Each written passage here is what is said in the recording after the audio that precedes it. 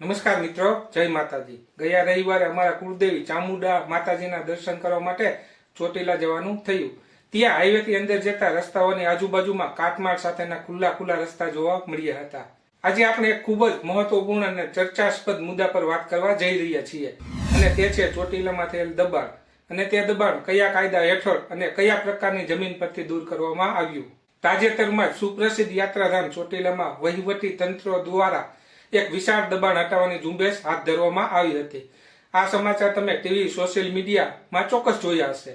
Drone footage અને જેસીબીના મશીનો દ્વારા થતી કામગીરી જોઈને ઘણા લોકોના મનમાં પ્રશ્ન થાય કે શું સરકાર ગમે ત્યારે ગમે તે દબાણ તોડી શકે?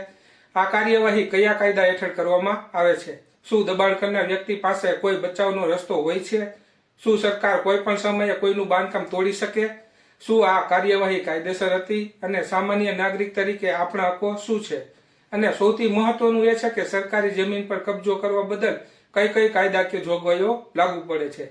તો ચાલો આજે આ સમગ્ર મુદ્દાને કાયદાની દ્રષ્ટિએ સરળ ભાષામાં સમજીએ। આજના આ ખાસ વિડીયોમાં આપણે આ તમામ મુદ્દાઓને સમજીશું। જો તમે પણ જમીન સંબંધિત કાયદાઓ અને તમારા હક્કો વિશે જાણવા માંગતા હોય તો આ વિડીયો અંત સુધી જોજો। ચોટીલા એ ગુજરાતનું એક પ્રસિદ્ધ ધાર્મિક અને ઐતિહાસિક સ્થળ છે।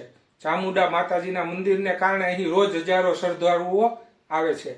ઘણા વર્ષોથી મંદિર આસપાસ પહાડ વિસ્તારમાં જતા રસ્તાઓની બાજુમાં અને અન્ય જાહેર જગ્યાઓ પર અનઅધિકૃત રીતે દુકાનો, ઓટલા, કેબિન અને કાચા પાકા બાંધકામો ઊભા થયા।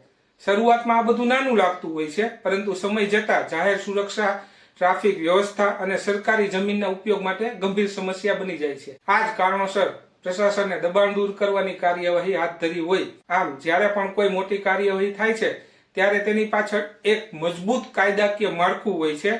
ચાલો જાણીએ તે મુખ્ય કાયદાઓ વિશે। સૌથી પહેલા સમજીએ કે કાયદાની ભાષામાં દબાણ એટલે શું। જ્યારે કોઈ વ્યક્તિ સરકારી જમીન, જાહેર માર્ગો, ફૂટપાથ, પહાડ વિસ્તાર અથવા જાહેર હિત માટે રાખેલી જમીન પર સરકારની મંજૂરી વિના કબજો કરે અથવા બાંધકામ કરે ત્યારે તેને દબાણ કહેવાય છે। ઘણી વખત લોકો કહે છે કે અમો અહીંયા વર્ષોથી બેઠા છીએ, પરંતુ માત્ર લાંબા સમયથી કબજો હોવો એ કાયદેસર હક બની જતો નથી, ખાસ કરીને જ્યારે જમીન સરકારી ગોચરની હોય અને અગાઉ તેની ફાળવણી રોડ, રસ્તા વગેરે માટે થયેલ હોય। હવે આપણે મુખ્ય પ્રશ્ન પર આવીએ કે ચોટીલામાં આ દબાણ કયા કાયદા હેઠળ દૂર કરવામાં આવ્યું। સૌથી મહત્વપૂર્ણ કાયદો છે ગુજરાત લેન્ડ રેવન્યુ કોડ। આ કાયદાની કલમ રાજ્ય સરકાર અને જિલ્લા કલેક્ટરને સ્પષ્ટ અધિકાર આપે છે કે જો કોઈ વ્યક્તિ સરકારી જમીન પર ગેરકાયદેસર કબજો કરે તો તે દૂર કરી શકાય, દંડ વસૂલી શકાય અને જરૂર પડે તો પોલીસ બળનો પણ ઉપયોગ કરી શકાય। ચોટીલામાં જે કાર્યવાહી થઈ છે તેમાં મોટા ભાગે આ કલમનો ઉપયોગ કરવામાં આવ્યો હશે, કારણ કે મંદિર આસપાસ અને પહાડ વિસ્તારની જમીન સરકારી ગણાય છે। બીજો મહત્વપૂર્ણ કાયદો છે ગુજરાત જાહેર પ્રાંગણ અધિનિયમ, એટલે કે બિન અધિકૃત કબજો દૂર કરવો। જ્યારે કોઈ સરકારી ઓફિસ, નગરપાલિકા, ટ્રસ્ટ અથવા જાહેર સંસ્થાની મિલકત પર અનઅધિકૃત કબજો થાય છે ત્યારે આ કાયદો લાગુ પડે છે। આ અધિનિયમ મુજબ પહેલા નોટિસ આપવામાં આવે છે, કબજો કરનારને પોતાનો જવાબ રજૂ કરવાની તક આપવામાં આવે છે અને ત્યારબાદ કાયદેસર હુકમ પસાર કરીને દબાણ દૂર કરવામાં આવે છે। ચોટીલામાં જ્યાં જાહેર સંસ્થાની મિલકત પર દબાણ હતું ત્યાં આવા કાયદાનો આધાર લેવાયો હશે। આ ઉપરાંત ગુજરાત પંચાયત અધિનિયમ તેમજ નગરપાલિકા કાયદાનો પણ મહત્વનો રોલ છે। જો દબાણ રસ્તા, ફૂટપાથ, ડ્રેનેજ લાઇન અથવા જાહેર માર્ગ પર હોય તો પંચાયત કે નગરપાલિકાને અધિકાર છે કે તે નોટિસ આપીને અથવા તાત્કાલિક જરૂર હોય તો સીધી કાર્યવાહી કરીને દબાણ દૂર કરી શકે છે। ચોટીલામાં રસ્તા પહોળા કરવા, યાત્રાળુઓની સુરક્ષા અને ટ્રાફિક વ્યવસ્થા માટે આવા બાંધકામો દૂર કરવામાં આવ્યા। અહીં આપણે એક મહત્વની વાત સમજવાની છે કે દબાણ માત્ર રહેણાંક, વ્યાપારી જ નથી હોતું, પરંતુ સુપ્રીમ કોર્ટના અનેક ચુકાદાઓ મુજબ જાહેર જમીન પર થયેલ બિનમંજૂર ધાર્મિક બાંધકામ પણ દબાણ જ ગણાય છે।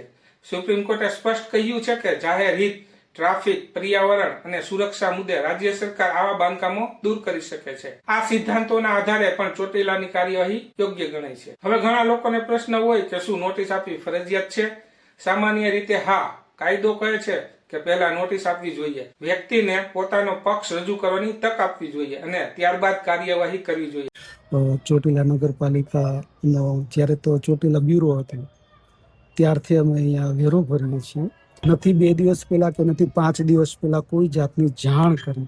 એમનું એવું કહેવાનું થાય છે કે ભાઈ તમને વર્ષ, 1.5 વર્ષ પહેલા નોટિસ આપી હતી બરાબર છે, ત્યારે બધાને આપીએ છીએ, અમને આપી હતી અને એ નોટિસના આધારે જ અમે એડવર્સ પોઝેશનનો દાવો કર્યો છે. પરંતુ જો બાંધકામ જાહેર સુરક્ષા માટે તાત્કાલિક જોખમરૂપ હોય, અકસ્માતની શક્યતા હોય અથવા મોટી ભીડને નુકસાન પહોંચાડે તેવી સ્થિતિમાં હોય તો પ્રશાસન તાત્કાલિક દબાણ દૂર કરી શકે છે. ચોટીલામાં કેટલાક સ્થળોએ આવી પરિસ્થિતિઓ હોવાથી પણ તાત્કાલિક કાર્યવાહી પણ કરવામાં આવી. હવે આપણે દબાણ કરનાર વ્યક્તિઓના હક્કો વિશેની વાત કરીએ. કોઈ પણ વ્યક્તિને પોતાનું સ્પષ્ટીકરણ આપવા, દસ્તાવેજ રજૂ કરવા અને જરૂર પડે તો જરૂરી પુરાવા સાથે સિવિલ કોર્ટમાં એડવર્સ પોઝેશન માટે દાવો કરી શકે છે, તેમજ હાઈકોર્ટમાં અરજી કરવાનો અધિકાર છે. પરંતુ એક વાત સ્પષ્ટ છે કે અગાઉ જણાવેલ સરકારી જમીન પર કબજાનો હક કોઈને મળતો નથી. કોર્ટ પણ વારંવાર કહે છે કે ગેરકાયદેસર કબજો હટાવવો એ રાજ્યની ફરજ છે. આમ જો કોઈ વ્યક્તિ કાયદેસરની માલિકી વગર સરકારી, સ્થાનિક સ્વરાજ્યની સંસ્થા જેમ કે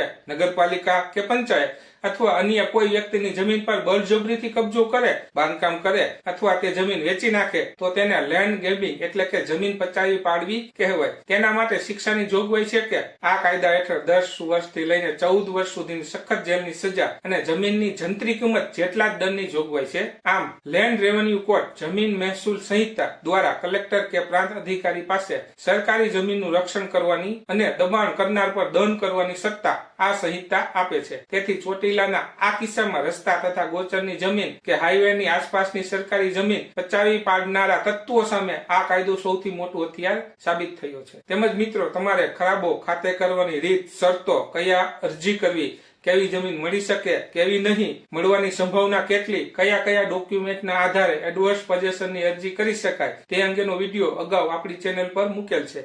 તેમજ તમારે એડવર્સ પોઝેશન એટલે શું તે અંગે જાણવું હોય તો આપણે આવનાર સમયમાં તેનો વિડીયો મૂકીશું. મિત્રો, એક ખાસ નોંધ લઈ લેજો, અમારા દ્વારા અમારી ચેનલ પર આપેલ માહિતી સામાન્ય માર્ગદર્શન માટે છે. જમીન સંબંધિત ગંભીર કાયદાકીય પ્રશ્ન માટે હંમેશા નિષ્ણાત વકીલનો સંપર્ક કરવો. તો મિત્રો, ચોટીલાનું ઉદાહરણ એ વાતની સાબિતી છે કે કાયદો સર્વોપરી છે. સરકારી જમીન એ પ્રજાની સંપત્તિ છે અને તેનો ઉપયોગ જાહેર હિતમાં થવો જોઈએ. લેન્ડ ગ્રેબિંગ એક્ટ જેવો કડક કાયદો સામાન્ય નાગરિકોને ભૂમાફિયાઓથી બચાવવા માટે બનાવવામાં આવ્યો છે. અંતમાં જો સમગ્ર ચોટીલાની કાર્યવાહી જોઈએ તો સ્પષ્ટ થાય છે કે આ કામગીરી કાયદાની જોગવાઈઓ મુજબ જાહેર હિતમાં અને સુપ્રીમ કોર્ટના માર્ગદર્શન સિદ્ધાંતોને ધ્યાનમાં રાખીને કરવામાં આવી છે. શું ચોટીલામાં થયેલ દબાણ દૂર કરવાની કાર્યવાહી કાયદેસર, બંધારણીય અને જાહેર હિતમાં હતી? મિત્રો, કાયદો કોઈ એક વ્યક્તિ માટે નથી પરંતુ સમાજ અને જાહેર વ્યવસ્થાની સુરક્ષા માટે છે. આમ આ બધું કાયદાની ફ્રેમ મુજબ થતું હોય છે. આશા છે કે તમને આ માહિતી ઉપયોગી લાગી હશે. જો તમને આ વિડીયો ગમ્યો હોય તો લાઈક કરજો. તમારી આસપાસના લોકોને જાગૃત કરવા આ વિડીયો શેર કરજો. આભાર. જય હિન્દ.